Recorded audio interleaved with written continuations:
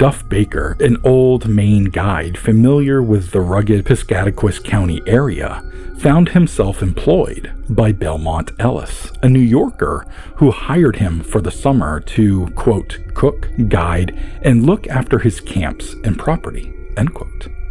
The two hit it off pretty quickly, though they didn't always see eye to eye, especially when it came to the paranormal.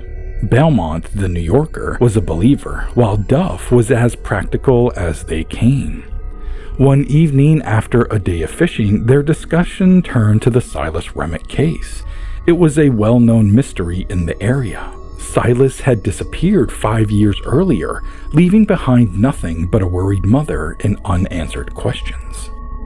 Remick was 25 years old the year he went missing. Locals described him as, quote, possessed of not one bad habit. He was a faithful worker, early and late.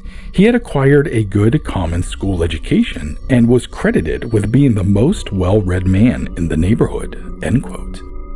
When he wasn't working, he liked to fish, but he didn't go as often as he would have liked. There was an area he favored, a wild mountain stream not far from his home. Quote, its source was Devil's Lake, one of those peculiar mountain lakes often found set in a pocket high up in the hills of Maine, end quote. Locals often warned outsiders to steer clear of the lake, and Silas's father warned him of it too. Quote, there were strange, uncanny stories about this lake. It was a strange, unnatural-looking place. It was 4 or 5 acres in extent and said to be unfathomable in depth. It was rumored that gnomes and genies haunted the area, and they would lure visitors back day after day until one day they'd never return home, end quote. Silas never took much stock in these stories, and after his father passed away, curiosity got the better of him, and he ventured to Devil's Lake for some fishing. He quite enjoyed the area and caught plenty of trout, so he kept going back. His mother began to notice how often he was gone, sometimes neglecting his work around the homestead. She spoke to him and the frequency of his trips. He apologized and promised to do better, but he didn't. He kept returning to Devil's Lake. Quote, it was a terrible source of trouble to his mother, who did the best she could and said nothing about it to the neighbors, end quote.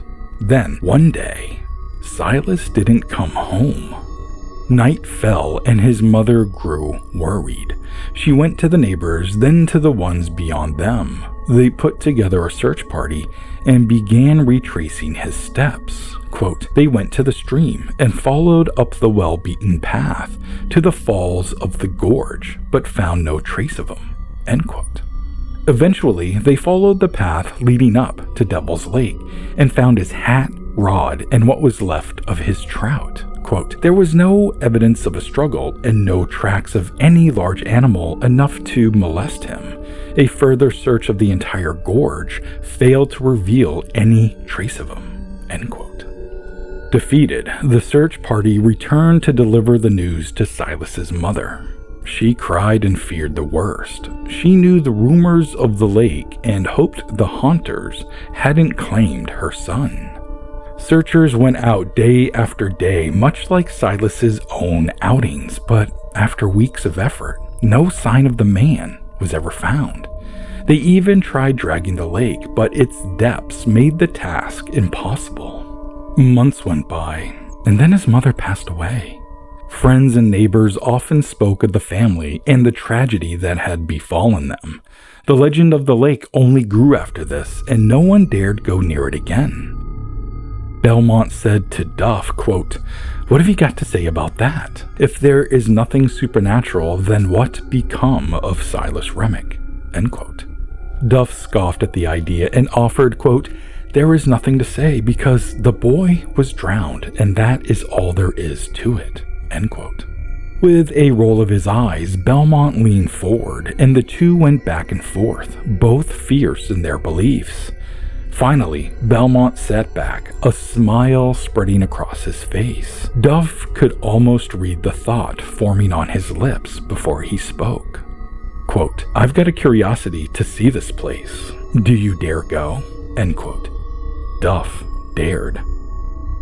The day began with rain, stifling their plans for an early start. By afternoon, the skies cleared and the pair set off on their journey. They hiked to Silas's stream, carrying their canoe, and followed the path that the young man had 5 years prior. Along the way, Duff pointed out the places where searchers had combed and where Silas's belongings had been found. The climb to the gorge was steep, but they took it bit by bit, pressing on until they finally arrived. Quote, Belmont was startled at the uncanny wilderness of it. As he looked it over, it appeared to him to be the crater of a long-extinct volcano. The mountain wall rose straight up on one side of it, but on the other there was a narrow, shelf-like passageway overgrown with low scrub. End quote. They walked along the lake's edge until they found a suitable area for launching the canoe.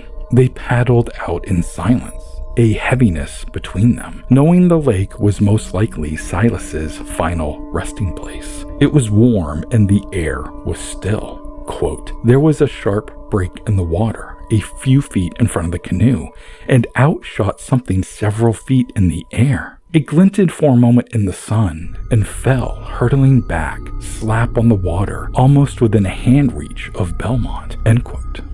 After the commotion, the small waves slowed and an object floated in front of them.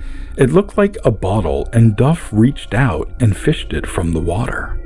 They paddled back to shore. The bottle turned out to be a cloudy old pickle jar. Once on land, Belmont popped the cork top and reached in, pulling out what looked like papers. They were wet and covered in handwriting. He spread them out to dry, and after a while, Duff picked them up and flipped through them, pausing in some places to read more closely. Then he jumped to the end to see if it had been signed by its author. It had. It was a letter from Silas Remick. The following is a portion of Silas's letter. It has been edited for clarity and readability. Quote, I know not the place, the hour, day, month, or year. I only know that I live and think. I will set forth as clearly as I can what has been my terrible fate. The first time I went up through the gorge to the Devil's Lake, I went to satisfy a long-time curiosity. I saw nothing remarkable other than the place itself. A day or two later, I had a strange desire to go to the lake again. I shook it off for a day or two, but on the fourth day, I had to go back. I had been going there a month before I saw the frogmen. They were standing on a shelf of rock, not far from the side. At first, I thought they were men. And when I got a clear view, I saw that they were some strange creatures, all body and head, with arms and legs. There were two of them, and they stood as tall as a good-sized man. They were naked, and looked like giant frogs that walked erect. They seemed to beckon me, and I was terribly frightened. I never meant to go near the place again, or to even fish the brook, but that is where I did not know the terrible power of that awful place. I saw the frogmen often, but always on the far side. I soon got not to mind them.